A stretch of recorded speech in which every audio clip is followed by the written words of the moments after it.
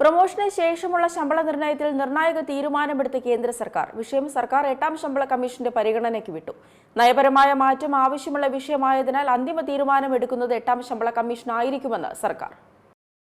8ാം ശമ്പള കമ്മീഷനുമായി ബന്ധപ്പെട്ട പ്രവർത്തനങ്ങൾ സജീവമായി പുരോഗമിക്കുകയാണ്.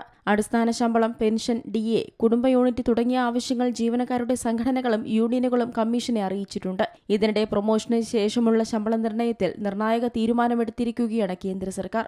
ജീവനക്കാരുടെ ദീർഘകാല ആവശ്യമായിരുന്നു പ്രൊമോഷന് ശേഷമുള്ള ശമ്പള നിർണ്ണയം. ഈ വിഷയം ഇപ്പോൾ സർക്കാർ 8ാം ശമ്പള കമ്മീഷന്റെ പരിഗണനയ്ക്ക് വിട്ടിരിക്കുകയാണ്.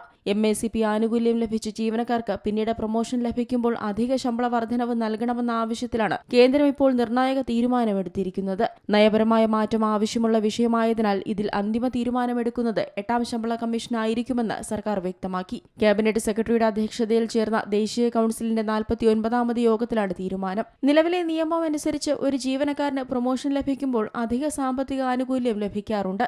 എന്നാൽ ഒരു ജീവനക്കാരന് പ്രൊമോഷന് മുൻപ് തന്നെ MACP വഴി ഉയർന്ന ശമ്പള സ്കെയിൽ ലഭിച്ചിട്ടുണ്ടെങ്കിൽ പിന്നീട് ഇതേ ശമ്പള ലെവലിലുള്ള പദവിയിലേക്ക് സ്ഥിര പ്രൊമോഷൻ ലഭിക്കുമ്പോൾ വീണ്ടും ഒരു ശമ്പള നിർണയ ആനുകൂല്യം നൽകില്ല. ഇതിനെതിരെയാണ് ജീവനക്കാർ രംഗത്തെത്തിയത്. MACP ഒരു തസ്തികയിൽ തുടരുമ്പോൾ ഉണ്ടാകുന്ന കരിയർ സ്തംഭനാവസ്ഥ ഒഴിവാക്കാൻ നൽകുന്നതാണെന്നും എന്നാൽ പ്രൊമോഷൻ എന്നത് കൂടുതൽ ഉത്തരവാദിത്തങ്ങൾ വരുന്നതാണെന്നും ജീവനക്കാർ വാദിക്കുന്നു. പ്രൊമോഷൻ ലഭിക്കുമ്പോൾ അധിക സാമ്പത്തിക നേട്ടമില്ലെങ്കിൽ ജീവനക്കാർ ഉയർന്ന തസ്തികകൾ ഏറ്റെടുക്കാൻ മടിക്കുമെന്നും സംഘടനകൾ ചൂണ്ടിക്കാട്ടി. News desk Zee Malayalam news.